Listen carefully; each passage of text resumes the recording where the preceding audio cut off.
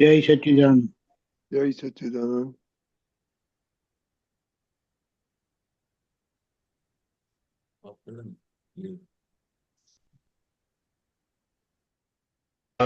પરગટ સ્વયંભૂ થળ ઉગિયું એને 700 ચડી છે આજ વેડિયું એનું બીજ અખંડિત પાતાળી મૂળિયું કાળ જજુમે તો એ ના તૂટ્યું કાળ જજુમે તો એ ના તૂટ્યું તો એ ના તૂટ્યું વેલિયું પૂર્ણત્વ સ્વયં જ્ઞાને ઉભિયું સ્વાયત્તને ના કોઈ ગૂંચિયું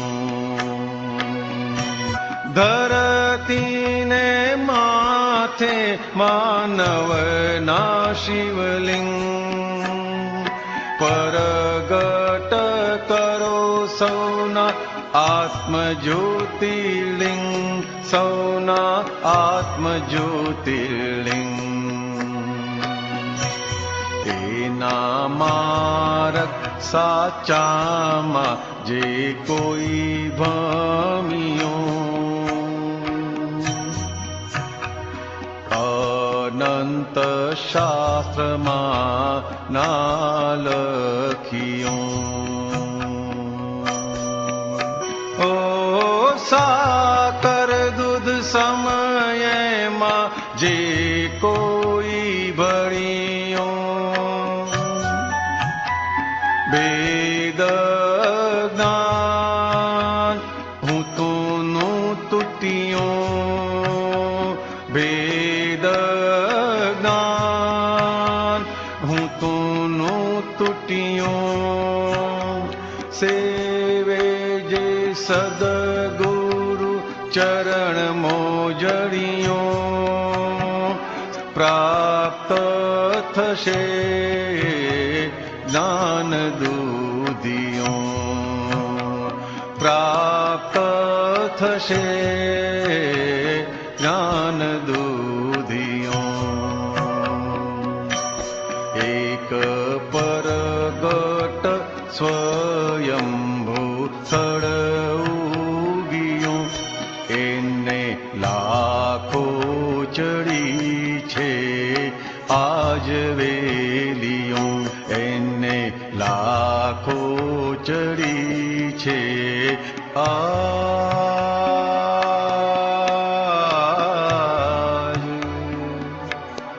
વેલિયું.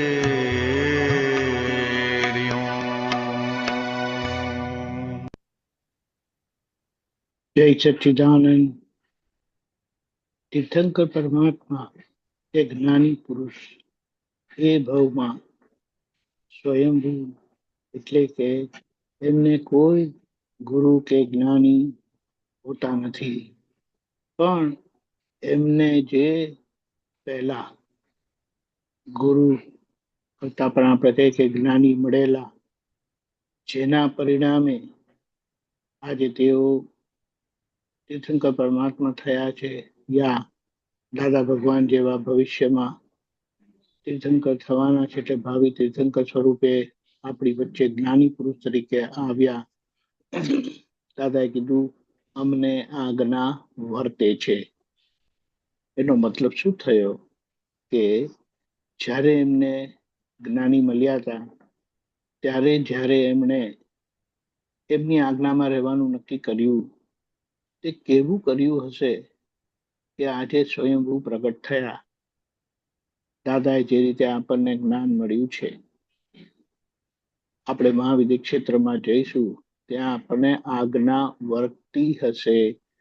ત્યાં કેવળ એક સિમંદર સ્વામી પ્રભુનું દર્શનનો સિક્કો જરૂરી છે, અનિવાર્ય છે, આવશ્યક છે. સર્વજ્ઞ પુરુષના દર્શન અને એમની દ્રષ્ટિ સહજપણે દ્રષ્ટિ પડતા જ આપણું કામ થઈ જવાનું છે. એટલે ખરેખર જોવા જાય ને, થઈ ગયેલું કામ પૂરું થવાનું છે.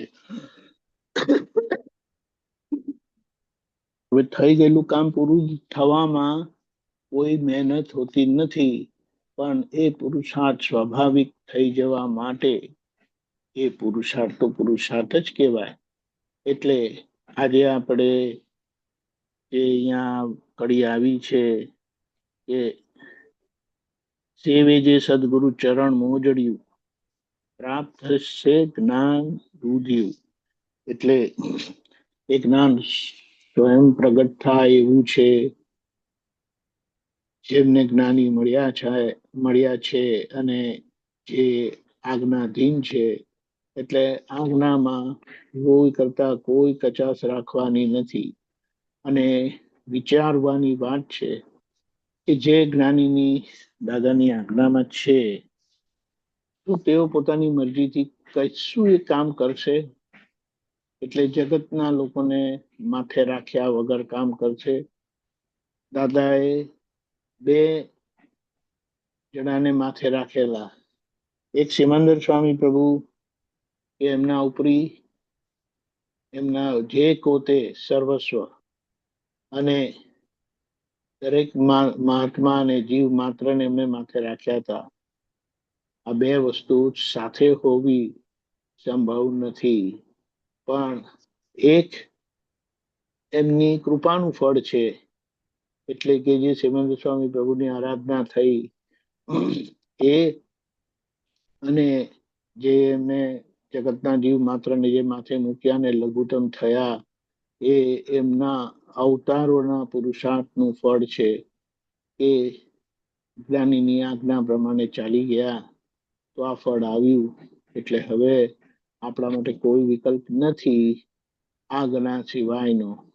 એટલે અંદરથી સમજી રાખવું કે પૂછ્યા વગર કંઈ પણ કર્યું ને તે આજ્ઞા ભંગ છે.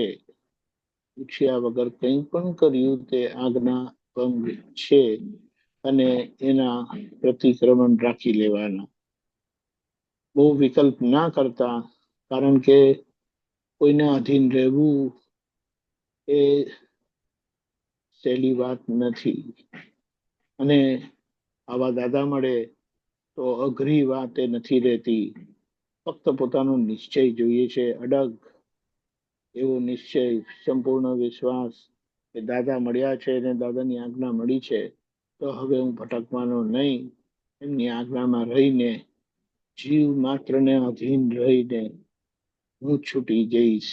એટલે કે જગત સંજોગો જેમ રાખે તેમ રહીને, સંજોગોમાં કર્મ સંજોગે જે ભોગવટો આવે એને સારી રીતે જોઈ, સમજી, અનુભવી, પચાવી, એટલે કે એની સામે સંપૂર્ણ જાગૃત રહીને આપણે છૂટી જવાશે. એ પ્રાર્થના, એ નિશ્ચય સાથે આપણે આગળ વધીએ. આ બધા પ્રમાણ જે દાદા આપેલા છે એને હૃદયસ્થ કરીએ, એ જીવી જાણીએ, તો આપણે દાદાના મહાત્મા કે આપતો પુત્ર સાચા. જય સચ્ચિદાનંદ.